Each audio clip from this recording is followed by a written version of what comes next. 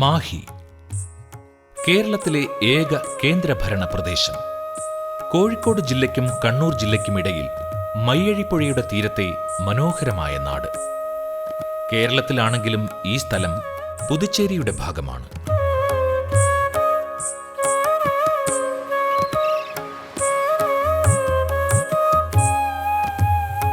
പണ്ടുകാലത്തെ ഒരു ഫ്രഞ്ച് കോളനിയായിരുന്നു ഈ സ്ഥലം.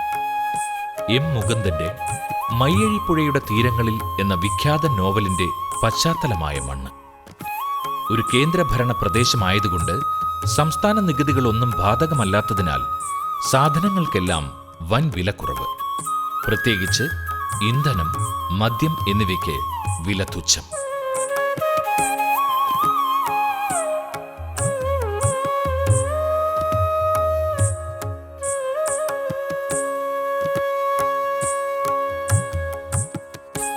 ഗവൺമെന്റ് ഹൗസ്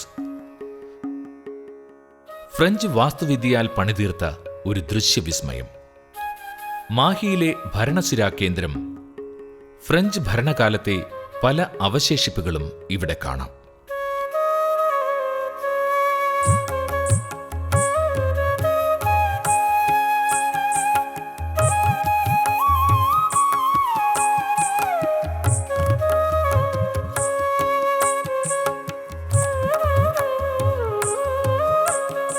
സഞ്ചാരികളുടെ ശ്രദ്ധയാകർഷിക്കുന്ന ചെറിയൊരു മ്യൂസിയമാണ് ഗവൺമെന്റ് ഹൗസിലെ മറ്റൊരു പ്രത്യേകത.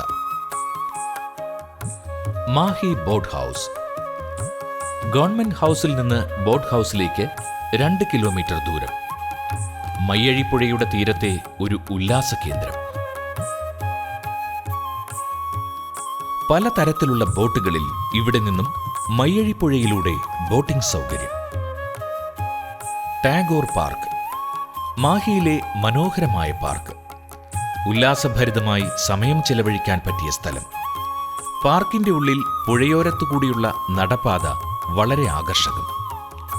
ഈ വാക്ക്വേയിലൂടെ ശുദ്ധമായ കാറ്റേറ്റ് നടക്കുമ്പോൾ വിസ്മയപ്പെടുത്തുന്ന കാഴ്ചകളാണ് ചുറ്റിനും.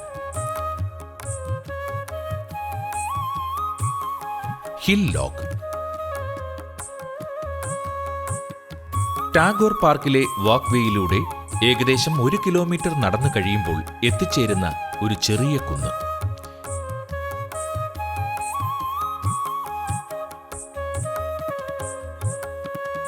ഈ കുന്നു കയറി ചെന്നാൽ ഒരു വാച്ച് ടവർ. സൂര്യാസ്തമനത്തിന്റെ മനോഹര ദൃശ്യം ആസ്വദിക്കുവാൻ ഇതിനേക്കാൾ നല്ലൊരു വ്യൂ പോയിന്റ് മാഹിയിൽ മറ്റെങ്ങുമില്ല. ഇതിനടുത്തായി ഒരു ലൈറ്റ് ഹൗസും കാണാം. Saint Teresa's church.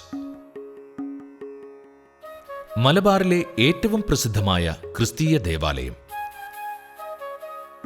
ഫ്രഞ്ച് ഭരണകാലത്തായിരുന്നു ഈ ചർച്ചിന്റെ നിർമ്മാണം. ജാതിമത ഭേദമന്യേ എല്ലാ ജനങ്ങളും പങ്കെടുക്കുന്ന ഒക്ടോബർ മാസത്തിലെ പെരുന്നാളാണ് മുഖ്യ ആകർഷണം.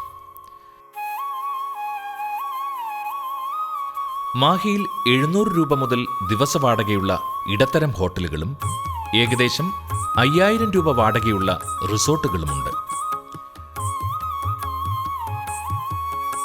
കേരളത്തിന്റെ വിവിധ ഭാഗങ്ങളിൽ നിന്ന് മാഹിയിലേക്ക് ബസ് സർവീസുകളുണ്ട്. ഏറ്റവും അടുത്ത railway station Mahe railway station, 1 kilometre ദൂരം.